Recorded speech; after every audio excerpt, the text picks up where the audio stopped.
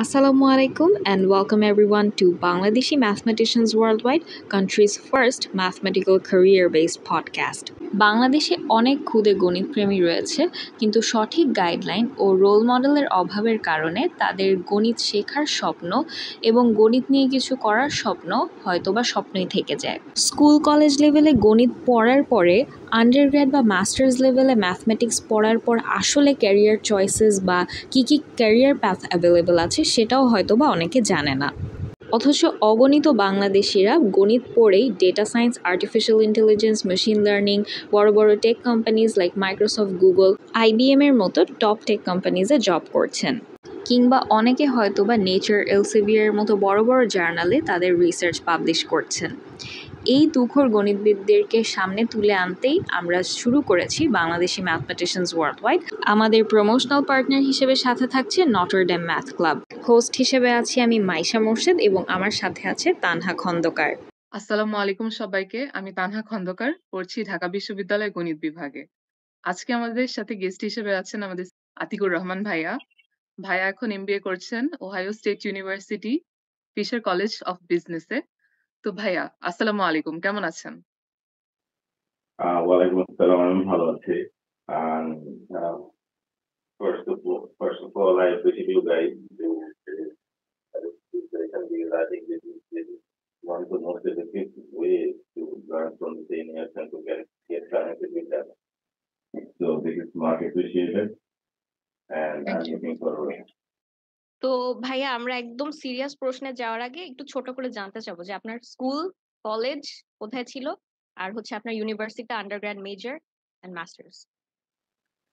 Okay, okay. আমি কুমিল্লা থেকে পড়াশোনা করে আসছি। আমার স্কুল কলেজ ওখানে ছিল, একদমই ভিলেজ এরিয়া। আমার কলেজ ছিল হচ্ছে অধ্যাপক আব্দুল মজিদ কলেজ। তারপরে তো এখানে গ্রাজুয়েশনের জন্য চলে আসি। গ্রাজুয়েশন শেষে আমি MBA করি IBA থেকে, বিজনেস ফিল্ডে সুইচ করি।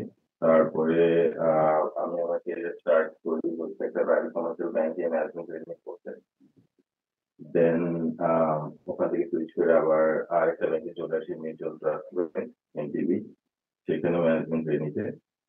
ওখানে অলমোস্ট 4.5 years কাজ করার পর আমি বাইরে যে পড়াশোনা করতে, সেখানে আবার MBA করতে Ohio State University Fisher College of business.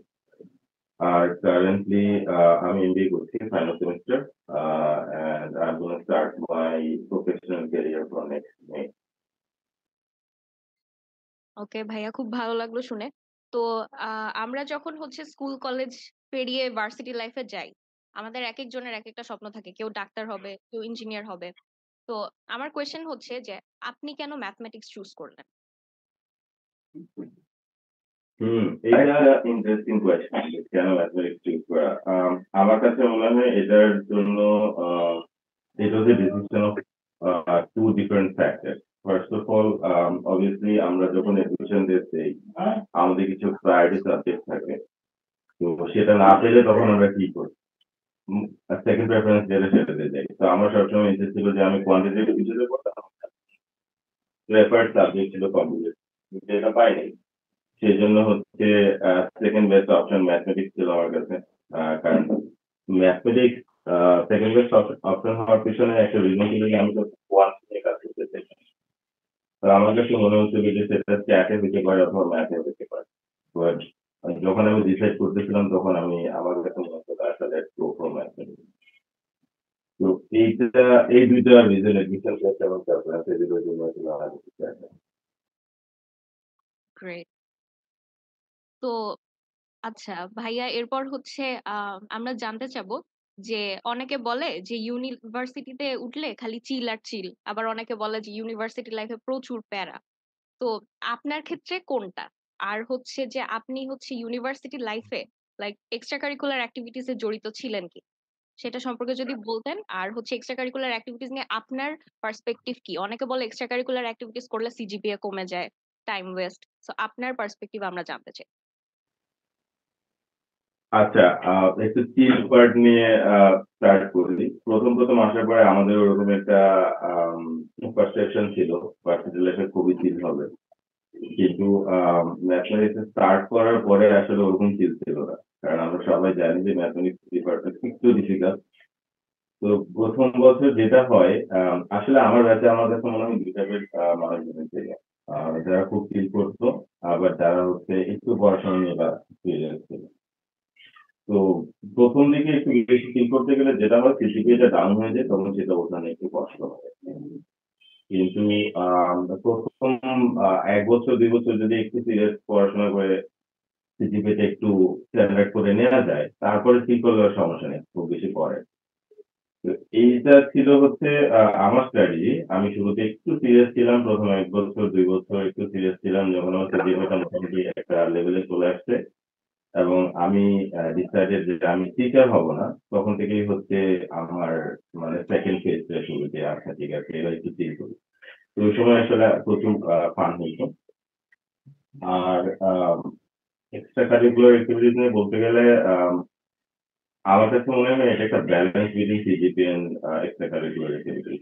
যে কেউ শুধু এক্সট্রা কারিকুলারে যাবে, সিজিপিএ দিকে মানে কনসার্ন হবে না, তাহলে যেটা হয় যে আমাদের জব ফিল্ডটাই এরকম যে আমাদের একটা মিনিমাম ক্রাইটেরিয়া বলে দেয় যে 3.25, 3.5, 3 এরকম একটা স্ট্যান্ডার্ড লাগবে। তা আমি যখন খুব বেশি এক্সট্রা কারিকুলারে চলে যাই এবং এদিকে ফোকাস না করে, আমরা জানি ম্যাথমেটিক্স ডিপার্টমেন্ট একটু ডিফিকাল্ট গ্রেডের জন্য, তো তখন ওই গ্রেডটা যখন ফল করে যায় তারপরে একটু কষ্ট হয়ে যায় যে অ্যাপ্লাই করা, মানসিক প্যানিক হয়ে যায়। তো এই জন্য আমার কাছে মনে হচ্ছে যে এটা একটা balance between CGPA and ECA, I mean extracurricular activities, যে একজন হচ্ছে এসিএ তে ফোকাস দিতে পারে, আবার সিজিপিএটাও হচ্ছে মোটামুটি স্ট্যান্ডার্ড রাখতে পারে। এটা মানে খুব মিউচুয়ালি এক্সক্লুসিভ ডিসিশন না যে এটা করলে ওইটা করতে পারবো না, দুইটাই একসাথে করা যায়, একটু ব্যালেন্স করে নিলেই হয়, ওইরকম একটু স্ট্র্যাটেজি নিলেই হয়। আপনার লাইফে ভাইয়া আপনি কি ইসি এর সাথে জড়িত ছিলেন? একটু যদি বলতেন। আচ্ছা, আমি আন্ডারগ্রেডের সময় ইন্টেনশনালি ইসি এর সাথে জড়িত ছিলাম না, যে মানে অনেকেই থাকে যে ইসি নিয়ে খুব ফোকাস, আমি ওরকম ছিলাম না। আমি হচ্ছে প্রচুর ক্রিকেট খেলতে পছন্দ করতাম। তো ডিপার্টমেন্টের খেলাগুলো হয়েছে সবসময়, এগুলোতে পার্টিসিপেট করতাম। ফুটবল খেলতে পছন্দ করতাম, স্পোর্টসের সাথে খুব বেশি রিলেটেড ছিলাম। মাঝে মাঝে একটু ডিবেট করার চেষ্টা করতাম, যেটা অ্যাকচুয়ালি আমার এমবিএ তে এসে আরেকটু বেশি করা হয়েছে, আন্ডার গ্রেডে খুব বেশি হয়নি। তো এছাড়া আমার মনে হয় না আর আমি খুব বেশি অন্য কিছু দিন বলছিলাম, স্পোর্টস নিয়ে ছিলাম, আর মাঝে মাঝে একটু ডিবেট করতাম। আর আমাদের ডিপার্টমেন্টের কালচারটা, আমি এখন যে কারেন্ট সিচুয়েশন সেটা নিয়ে খুব বেশি আপডেটেড না, কিন্তু আমাদের সময় যেটা ছিল, আমাদের এনভায়রনমেন্টে ওরকম এনকারেজিং ছিল না যে তুমি পড়াশোনার বাইরে গিয়ে এটা সেটা করো। আমাদের ডিপার্টমেন্টের কালচারটা এরকম ছিল যে focus on study, attend the classes, sit for the exam and get some good grade। এই এই এই একটা অবস্থা ছিল আমাদের। এর মধ্যে যতটুকু পসিবল ছিল বাইরে গিয়ে ফ্রেন্ডের সাথে এই ইভেন্টে সেই ইভেন্টে, যে স্পেশালি পিএসসি ইভেন্ট গুলোতে, ওগুলোই। এর বাইরে আমি ইন্টেনশনালি ফোকাস ছিলাম। থ্যাংক ইউ ভাইয়া। তো ভাইয়া নেক্সট কোয়েশ্চেনটা হচ্ছে, আমরা যখন লাইক ইউনিভার্সিটি থার্ড ইয়ার বা ফোর্থ ইয়ারে উঠি, তখন হচ্ছে মানুষ চিন্তা করে যে আমি কোন দিকে যাব, আমার ক্যারিয়ারটা কিরকম ভাবে আমি ডিফাইন করব, আমি কোন ফিল্ডে যাব। তো আপনার ক্ষেত্রে আপনি কিভাবে প্ল্যানিং করেন? কারণ আমরা জানি আপনি পরবর্তীতে এমবিএ করেন, অর্থাৎ আপনি বিজনেস ফিল্ডে চলে আসেন। তো এই ডিসিশনটা আপনি কিভাবে নেন এবং কবে নেন এবং কিভাবে প্রিপারেশন নেন? Interesting question. আমার কাছে মনে হয় আমি যে বিজনেস ফিল্ডে সুইচ করবো সেই ডিসিশনটা নিয়ে আমি ফোর্থ ইয়ারে উঠি। থার্ড ইয়ার পর্যন্ত আমার আমার একটা ধারণা ছিল যে আমি হয়তো টিচিং প্রফেশনে যাব, কিন্তু ফোর্থ ইয়ারে এসে আমার মধ্যে একটা চেঞ্জ চলে আসে, যে প্রবলি মনে হয় যে টিচিং প্রফেশনে গিয়ে আমি কোনো বেস্ট আউটপুট ডেলিভার করতে পারবো না, তো তখন আমি ডিসাইড করে যাচ্ছি ঠিক আছে আমি বিজনেস ফিল্ডে যাবো, কারণ আমার ইন্টারেস্ট ছিল ফাইন্যান্স নিয়ে স্পেশালি। তো ফোর্থ ইয়ারে উঠেই যখন আমি বুঝতে পারি যে হ্যাঁ আমি I mean I am more interested in business, specially finance, তো আই উইল সুইচ, আমি এমবিএ করব। তারপরে তো গ্রাজুয়েশন শেষে আইবিএ এডমিশন টেস্টে হয়, এবং তখন ইন্টারেস্টিংলি মাস্টার্স এবং এমবিএ দুটো আমি একসাথে করি। এখানে হচ্ছে মাস্টার্স আর ওখানে হচ্ছে এমবিএ। যদিও মাস্টার্সে তখন যেটা হতো যে দুইটা একসাথে করার কারণে যে কোনো একটাতে একটু কম ফোকাস চলে আসে, সেটা অবভিয়াসলি মাস্টার্স ছিল। তো ফোকাসটা কমে যাওয়ার জন্য মাস্টার্স রেজাল্ট আমার খুব বেশি ভালো ছিল না আন্ডারগ্রেডের মতো। বাট আলটিমেটলি যেটা হয় যে আমি আমার যে টার্গেটেড সেক্টর মানে ফাইন্যান্স নিয়ে কাজ করে সেটাতে খুব ভালো মতো ইনভলভ হয়ে যায়। আরেকটা কোয়েশ্চেন ভাইয়া, সেটা হচ্ছে যে আপনার মাস্টার্স অ্যাপ্লাইড ম্যাথমেটিক্সে ছিল, নট পিওর ম্যাথমেটিক্স। আপনি অ্যাপ্লাইডে কেন সুইচ করেছিলেন? আম, আমার কাছে মনে হয় ওই সময় যেহেতু আমি দুইটা মাস্টার্স একসাথে করছিলাম, আহ, এটাও আমার মনে হয়েছে এটা হচ্ছে decision two factor. First of all আমি টিচার হইতে চাইতাম না। তো আমার কাছে আমার একটা ধারণা ছিল যে যারা টিচিং প্রফেশনে যাবে তাদের জন্য পিওর, আর যারা টিচিং এ যাবে না ইন্ডাস্ট্রিতে সুইচ করবে তাদের জন্য অ্যাপ্লাই। তো এটা একটা রিজন ছিল।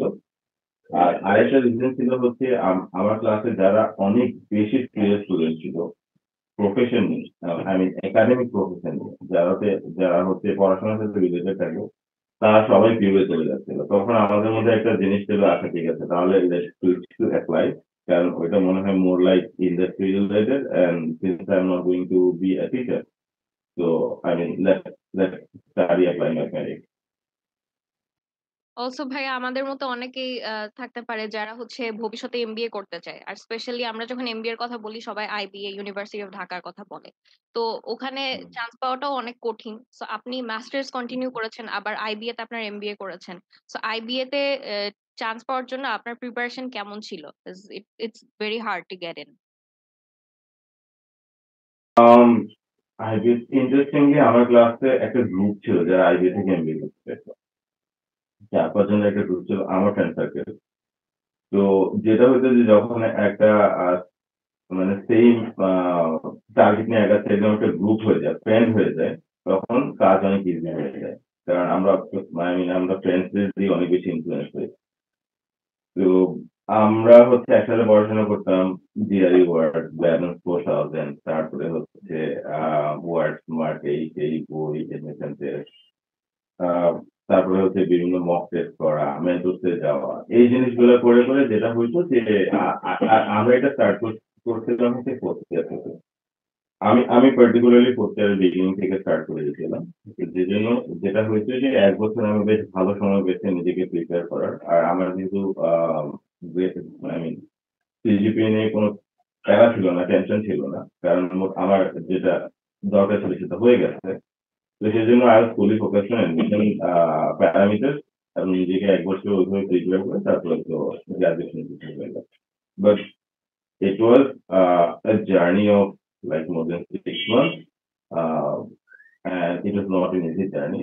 কারণ আইবি admission test আমরা জানি একটু বেশি কম্পিটিটিভ।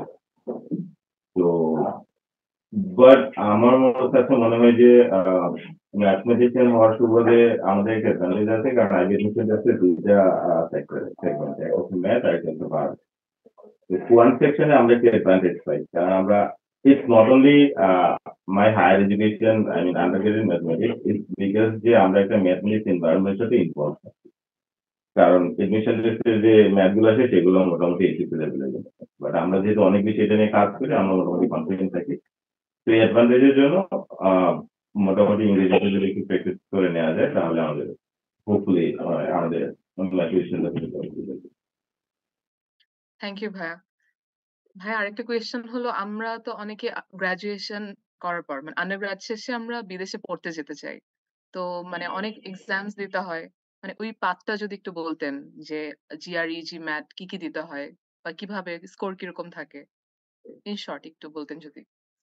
আচ্ছা আচ্ছা, হ্যাঁ, এটা খুবই ইন্টারেস্টিং একটা কোয়েশ্চেন যে কিভাবে যাওয়া যায়। তো আমার কাছে মনে হয় এটা ডিপেন্ড করে হচ্ছে অনেকটাই আমরা কি করতে চাই সেটার উপর। যেমন আমি যদি শুধু মাস্টার্স করতে চাই এক ধরনের ক্রাইটেরিয়া, আমি যদি পিএইচডি করতে চাই এক ধরনের ক্রাইটেরিয়া, আমি যদি এমবিএ করতে চাই তারপর বিজনেস স্কুলে মাস্টার্স করতে চাই তাহলে আরেক রকম ফ্যাক্টর এসে দাঁড়াবে। তো এখন যেটা হয়েছে কোভিড এর পর অনেকগুলো ইউনিভার্সিটি হচ্ছে ডিআরই ওয়েব করে দিচ্ছে, স্পেশালি ফর পিএইচডি, কারণ পিএইচডি যেহেতু হাইলি রিলেটেড টু রিসার্চ। তো যারা পিএইচডি করতে চায় তাদের জন্য দেখা যায় যে এখন এই জিআরই ওয়েবারের অপরচুনিটিটা আছে। বাট তারপরেও যেটা হয় যে আহ, আমাদের একটা আমাদের মধ্যে একটা জিনিস কাজ করে যে কত পাইলে আমি যেতে পারবো, কোন ইউনিভার্সিটিতে যাবো, আমি 320 স্কোর করতে পারছি, এখন কোথায় অ্যাপ্লাই করবো। তো এরকম কিছু কনফিউশন থাকে। এটার জন্য সাজেশন হচ্ছে যে প্রথমেই হচ্ছে কিছু টার্গেটেড ইউনিভার্সিটি শর্ট ডাউন করে করতে হবে। যেমন আমি ওহাইও স্টেটে যেতে চাই, আমি হচ্ছে ক্যালিফোর্নিয়া কোনো ইউনিভার্সিটি যেতে চাই, আমি ফ্লোরিডায় যেতে চাই, তাহলে ওই ইউনিভার্সিটিতে গিয়ে ঢুকে ক্লাস প্রোফাইলটা নিয়ে আসলে it's just matter of 5 minute. ওই পার্টিকুলার পিএইচডি এডমিশন যে লিঙ্ক থাকে ওদের, ওখানে ঢুকে ক্লাস প্রোফাইলটা দেখলেই হয় যে লাস্ট ইয়ারে 20 জন আমরা স্টুডেন্ট নিই, তার মধ্যে অ্যাভারেজ জিআরএ ছিল 350। তো আমার স্কোর যদি হয় 320, তখন আমি খুব ভালো করে জানি হ্যাঁ আই হ্যাভ বেটার চান্স। তো এইভাবে হচ্ছে নিজের নিজের ইভালুয়েশনটা নিজেই করা যায়। আর আর হচ্ছে যদি শুধুমাত্র মাস্টার্স হয়, তাহলে আমার কাছে এখনো মনে হয় স্কলারশিপের জন্য পিএইচডিটা দরকার। কিন্তু কেউ যদি স্কলারশিপের জন্য ডিএলইটা দরকার। আর কেউ যদি মনে করেন আমি পিএইচডি করতে চাবো, তাহলে আমার কাছে মনে হয় যে না, ওভারঅল প্রোফাইল যদি ভালো হয় তাহলে হয়তো ডিএলই করে অ্যাপ্লাই করা যাবে। থ্যাংক ইউ ভাইয়া। আরেকটা কোয়েশ্চেন ভাইয়া, যে আমরা যখন হচ্ছে বাইরে অ্যাপ্লাই করি তখন আমাদেরকে ল্যাঙ্গুয়েজ টেস্ট দিতে হয়, এন্ড দুইটা খুব পপুলার টেস্ট হচ্ছে টোফল আর হচ্ছে আইএলটিএস। অনেকে বলে যে টোফল দিলে বেশি ইজি বা টোফল দিতে বেশি ভালো লাগে, প্রিপারেশন ইজি। অনেকে বলে আইএলটিএস বেশি ইজিয়ার, অনেকে বলে টোফল দিলে অনেকগুলা ভার্সিটিতে অ্যাপ্লাই করা যায়, কেউ বলে আইএলটিএস দিয়ে বেশি ভার্সিটিতে অ্যাপ্লাই করা যায়। অনেকটা কনফিউশন থাকে, একটা ডিবেট চলে। আপনার কাছে কোনটা বেশি প্রেফারেবল মনে হয়েছিল? আচ্ছা, আমি আমি টোফেল দিয়েছিলাম। আহ, আমার কাছে যেটা মনে হচ্ছে আসলে এখন ইউনিভার্সিটি এডমিশন সেন্টার গুলো এত বেশি ওয়াইড হয়েছে, এত বেশি ওপেন, তারা ফ্লেক্সিবল, দুইটাই একসেপ্ট করে। আমি আম, আমি যখন অ্যাপ্লাই করতেছিলাম, আমি বিভিন্ন ইউনিভার্সিটি ঘাটাঘাটি করে যেতে হচ্ছে, আমি দেখছি যে সবাই দুইটাই একসেপ্ট করা হয়, আইএলটিএস অথবা টোফেল। তো আমারও একটা ধারণা ছিল যে মনে হয় যে ইউএসএ গেলে টোফেল আর ইউএসএ বাইরে গেলে হচ্ছে আইএলটিএস, এরকম একটা ধারণা ছিল আমার মধ্যে। কিন্তু আমি নিজেই যখন কাজটা শুরু করলাম, আমি দেখলাম যে ওরকম কোনো আসলে স্পেসিফিকেশন নাই যে তোমাকে ওইটাই দিয়ে আসতে হবে, এইটা না করলে হবে না। যে কোনো একটা দিলেই হয়। আহ, কোন ইউনিভার্সিটি ওরকম খুব কম ইউনিভার্সিটি হয়তো আছে যারা রেস্ট্রিকশন দিয়ে রাখে যে এটাই দিতে হবে ওইটাই দিতে হবে, এটা কোনো ব্যাপার না। আর আরেকটা জিনিস এখানে খুবই ইম্পর্টেন্ট যে আইএলটিএস অথবা টোফেল কিন্তু এডমিশনের জন্য কোনো প্যারামিটার না, এটা জাস্ট একটা ল্যাঙ্গুয়েজ। এটা ওভারঅল এডমিশন প্রসেসে জিরো ইম্পর্টেন্স ক্যারি করে। এবং এই অপরচুনিটিও আছে যে তুমি জাস্ট অ্যাপ্লাই করে ফেলবে, এডমিশন হবে, তুমি ওখানে গিয়ে জব করবে। কারণ পরে আমরা যখন পিএইচডি করতে যাই, তখন আমাদের একটা ইম্পর্টেন্ট পার্ট হচ্ছে এডুকেশন লাইফে যে আমরা স্টুডেন্টদেরকে পড়াবো, টিচিং অ্যাসিস্ট্যান্ট হিসেবে কাজ করবো। তো টোফেল অথবা আইএলটিএস হচ্ছে সেটাই ইভালুয়েট করে যে আমি ওদের সাথে রেসপন্ড করতে পারবো কিনা, ওদেরকে পড়াইতে পারবো কিনা, ওদের কথা বুঝতে কিনা। এটা আমার এডমিশন প্রসেসের সাথে রিলেটেড না, এবং এটার উপর বেস করে কোনো প্রকার ডিসিশন নেওয়া হয়। তো যে কোনো একটা দিলেই হইলো, এবং সেটা আগে দিলেও হবে, পরে দিলেও হবে। আহ এটা নিয়ে আসলে কোনো রেস্ট্রিকশন নেই, কোনো স্ট্রিক্ট কোনো রেগুলেশন। থ্যাংক ইউ ভাইয়া। আরেকটা কোয়েশ্চেন ছিল যে আমরা আন্ডার গ্রাজুয়েট লাইফে তো মানে স্কিল ডেভেলপমেন্টের জন্য অনেক হাইপ থাকে। তো কি কি স্কিল আপনার মনে হয় as an under graduate math major আমাদের অ্যাকোয়ার করা উচিত? আহ এটা আরেকটা খুবই ইম্পর্টেন্ট কোয়েশ্চেন। আমার কাছে যেটা মনে হয়, এমবিএ করতে গিয়ে আমার ওখানে যেটা হয়েছে যে আমার এখানে অনেক আহ, অনেক অনেক দেশ থেকে স্টুডেন্ট আসছে, এশিয়ান, নন এশিয়ান, ইউরোপিয়ান, অনেক দেশ থেকে আসছে। আমাদের কোহর্টে আমরা 50+ স্টুডেন্ট আছে, এবং ম্যাক্সিমাম হচ্ছে বিভিন্ন দেশে। তো ওদের সাথে আমার কাছে মনে হয় যে আমাদের ডিফারেন্সটা হচ্ছে সিচুয়েশনাল অ্যাওয়ারনেস এবং ডিসিশন মেকিং। তো আসলে সিচুয়েশনাল অ্যাওয়ারনেসটা আসলে কি, আমরা যখন ম্যাথমেটিক্সে পড়তাম আমরা খুব বেশি ফোকাস ছিলাম হচ্ছে এই থিওরি সলভ করো, ওই থিওরি সলভ করো, এক্সামস আছে, মিড টার্মস আছে, কিন্তু এর বাইরেও যে আসলে একটা স্টুডেন্টকে প্রিপেয়ার করা যায় যে সে একটা সিচুয়েশনে কিভাবে রেসপন্ড করতেছে, যেটা আসলে আমাদের ইন্ডাস্ট্রির জন্য খুব বেশি দরকার। সে যখন ইন্ডাস্ট্রিতে সুইচ করতে যাবে তাকে তার তার জবে যেটা হবে সে বিভিন্ন সিচুয়েশন দিয়ে যাবে। ওই সিচুয়েশনে সে কিভাবে নিজে নিজে রেসপন্ড করতেছে, কিভাবে চিন্তা করছে, কিভাবে ডিসিশন মেক করতেছে, এই জিনিসটাতে আমরা একটু আহ, আমার কাছে মনে হয়েছে যে আমরা একটু ল্যাক করি মানে স্টুডেন্টদেরকে, এই জিনিসটাতে আমরা একটু পিছিয়ে থাকি। তো আমার কাছে মনে হয় যে মানে সাকসেসফুল হওয়ার জন্য যতগুলো কি ফ্যাক্টরস আছে তার মধ্যে একটা হচ্ছে কোয়ান্ট, যেটা আমরা পেয়ে যাই বিং এ ম্যাথমেটিশিয়ান, সেটা আমাদের হয়ে যায়। এরপরে যদি আমরা ওই মানুষের সাথে কথা বলা, একটা কনভারসেশন স্টার্ট করা, একটা আননোন সিচুয়েশনে ডিসিশন মেকিং নিয়ে কাজ করা, এই জিনিসগুলোতে যদি আমরা কাজ করতে পারি তাহলে আমার কাছে মনে হয় যে we can be very good candidate for anything. Thank you ভাইয়া। নেক্সট কোয়েশ্চেন হলো সিজিপিএ ভার্সেস ইসিএ, এই দুটোর মাঝে পারফেক্ট ব্যালেন্স কিভাবে করতে হবে? মানে আমরা অনেকেই অনেক কিছু করতে চাই ইউনিভার্সিটি লাইফে। আমরা যেমন এখন ফার্স্ট ইয়ার, আমরা অনেক কিছুই মাথায় আসে যে অনেক কিছু করব, কিন্তু পড়াশোনার সাথে হ্যান্ডেল করতে হয়। তো ব্যালেন্স কিভাবে মেনটেন করব? কারণ কি একটাকে ইম্পর্টেন্স দিলে আরেকটা কোনো না কোনো ভাবে ছুটে যায় আলটিমেটলি। আহ এটার জন্য একটা আমার কাছে মনে হয় যে আমি যেটা করছিলাম, এটা হচ্ছে স্ট্র্যাটেজি যে আহ, আমি গ্রাজুয়েশন শেষে কি করতে চাই। তো আমি যখন ডিসাইড করছি যে আমি গ্রাজুয়েশন শেষে ইন্ডাস্ট্রিতে সুইচ করতে চাই, তখন হচ্ছে যেখানে মোটামুটি একটা স্ট্যান্ডার্ড পিজিপি থাকবে। স্ট্যান্ডার্ড হচ্ছে 3.2 3.25, ম্যাক্সিমাম অ্যাপ্লিকেশন গুলো তো ওরকমই থাকে, মিনিমাম রিকোয়ারমেন্ট এটা। তো মিনিমাম রিকোয়ারমেন্টটা যখন হয়ে যায় যে আমার 3.25 হয়ে গেছে, 3.4 বা 3.5 হয়ে গেছে, তারপরে you can focus more on experience. কিন্তু যখন আমার মিনিমাম রিকোয়ারমেন্ট আমি ফিল আপ করতে পারছি না, তখন যেটা হয় যে আমি যদি এডমিশন মানে ইনিশিয়াল স্ক্রিনিং এ বাদ করে যাই, তখন কিন্তু আর আমি নিজেকে আই মিন নিজের কোয়ালিফিকেশনের জন্য স্কোপটাই পাইলাম না প্রুভ করার। তো আমার কাছে যেটা মনে হয় যে as long as you are below the standard CGPA, focus on just I mean increasing your CGPA, because it's not, আমার কাছে এখনো মনে হয় যে হ্যাঁ 3.7 8 পাওয়া হয়তো ডিফিকাল্ট, কিন্তু 3.3 3.4 এগুলো মেনটেন করার জন্য আমাদের সেই ক্যাপাবিলিটি খুব ভালোভাবেই আছে, হয়তো আমরা একটু স্ট্র্যাটেজিক হতে পারি না, সেজন্য সেটা আসে। তো ওইটা মেনটেন করার জন্য আমার কাছে মনে হয় যে শুধুমাত্র সিজিপিএ ফোকাস করতে হবে, ইসিএ না করে সেটা আসলে দরকার নেই। 3.3 3.4 মেনটেন করার জন্য ইসিএ করেও আমি সেটা পাইতে পারি, 3.25 ইসিএ করেও সেটা পাইতে পারি। তো একটা করলে আরেকটা করবো না, আরেকটা করলে আরেকটা করবো না, এইরকম কনফিউশনে না থেকে you can focus on doing both, but B B strategy যে হ্যাঁ আমার 3.3 দরকার, এটা করার জন্য কি কি করতে হবে। আমাদের 8টা কোর্স আছে, 8টা কোর্সের মধ্যে এই কোর্স গুলো একটু ইজি আছে, আমি তো ফোকাস করে আমি আমার সিজিপিএ থেকে বাড়াইতে পারি। ঠিক আছে, তো এরকম একটু স্ট্র্যাটেজি গুলো দেখা যায় যে মানে খুব বেশি প্যানিক হওয়ার দরকার হয় না, চলে আসে।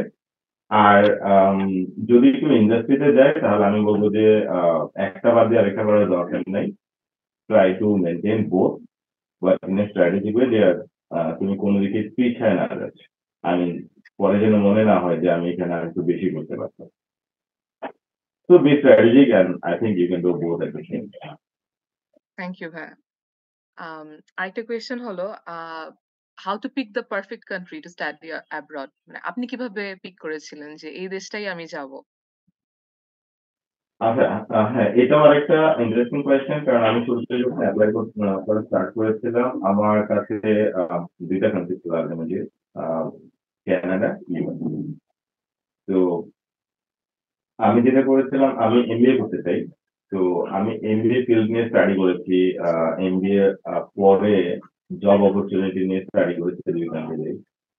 তো ফাইনালি যেটা মনে হয়েছে যে আমরা এডুকেশন কোয়ালিটি মোটামুটি same, very close between Canada and US. কিন্তু যেটা হচ্ছে যে আফটার জব যে অপরচুনিটির ব্যাপারটা আসে, ইন্ডাস্ট্রি লিড যে যে ব্যাপারগুলো আসে, সেখানে হচ্ছে ইউএস এখনো টপ, অনেক টপ, অনেক মার্জিনই টপ।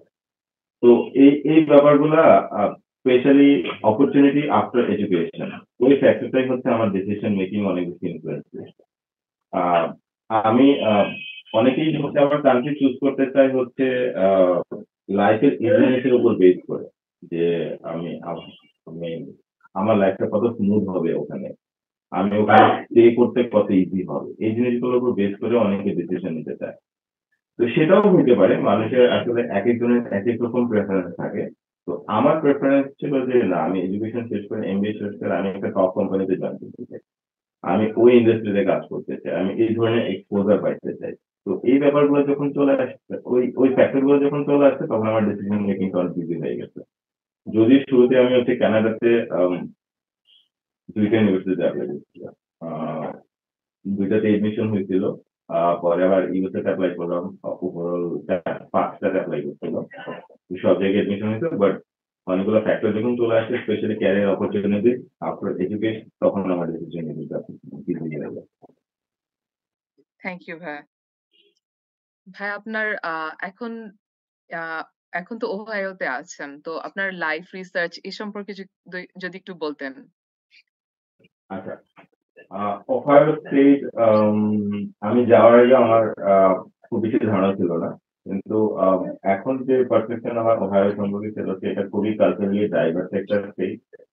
এখানে হচ্ছে প্রচুর ইন্টারন্যাশনাল আছে, I mean, বিভিন্ন দেশ থেকে মানুষজন আছে। তো এই জন্য যেটা হয় যে যেখানে কালচারাল ডাইভার্সিটি আছে, ওখানে যখন একজন কেউ নতুন যাবে, সে ইনক্লুডেড ফিল করবে। আর যেখানে ডাইভার্সিটি নাই, আহ, খুবই আই মিন একটা কমিউনিটির মানুষজন আছে, সেখানে নতুন কেউ গেলে ইনক্লুডেড ফিল করাটা একটু ডিফিকাল্ট। তো ওহাইওতে যেটা হচ্ছে, প্রচুর সাউথ এশিয়ান আছে, প্রচুর চাইনিজ আছে, অনেক কান্ট্রি থেকে অনেক মানুষজন আছে, স্পেশাল স্টুডেন্ট। তো আমি যখন বাংলাদেশ হিসেবে ওখানে যাই, তখন দেখি যে আমার মধ্যে আরো অনেক মানুষজন আছে, সেম কালচারের অনেক মানুষজন আছে, যেটা হচ্ছে আমাকে অ্যাডজাস্ট করতে হেল্প করে। আর ওহাইওতে আমি more involve with business sector, like not research or not PhD like thing. তো আমি এখন পোর্টফোলিও ম্যানেজমেন্ট নিয়ে কাজ করি। আমি আমার লাস্ট ইন্টার্নশিপ করতে হচ্ছে পোর্টফোলিও ম্যানেজমেন্ট হিসেবে একটা কোম্পানি। তো ওই অপরচুনিটি গুলো ওহাইওতে এখনো প্রচুর আছে। এটা খুবই গ্রোয়িং একটা স্টেট, বলা হয় যে ইউএসএ তে one of the fastest growing state হচ্ছে এখন ওহাইও। তো সেজন্য এখানে প্রচুর জব অপরচুনিটি আছে। আর অবভিয়াসলি ওহাইও স্টেট ইউনিভার্সিটি খুবই এরিস্টোক্রেটিক ইউনিভার্সিটি ইউএসএ তে। তো কেউ যদি অ্যাপ্লাই করতে চায়, তাহলে আমার কাছে মনে হয় যে Ohio can be a very good option. Okay, তো ভাই আমরা ইন্টারভিউ একেবারে শেষ পর্যায়ে চলে এসেছি।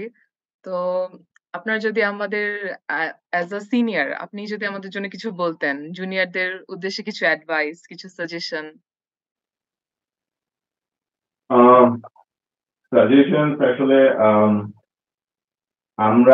আমি যেটা ফিল করি যে এডুকেশন আন্ডারগ্রেড জার্নিতে ইউনিটি এনজয়। কারণ আমার সময় আমার ব্যাচে আমি অনেকে দেখছি যারা একটু ফ্রাস্ট্রেটেড হয়ে যেত ওভারঅল সবকিছু নিয়ে, যে আমার জিপিএ ভালো না, ইসিএ তে আমি খুব বেশি ইনভলভ না, কি করবো, স্পেশালি কোনো টার্গেটেড ইন্ডাস্ট্রি বা কোনো টার্গেটেড জব ফিল ছিল না।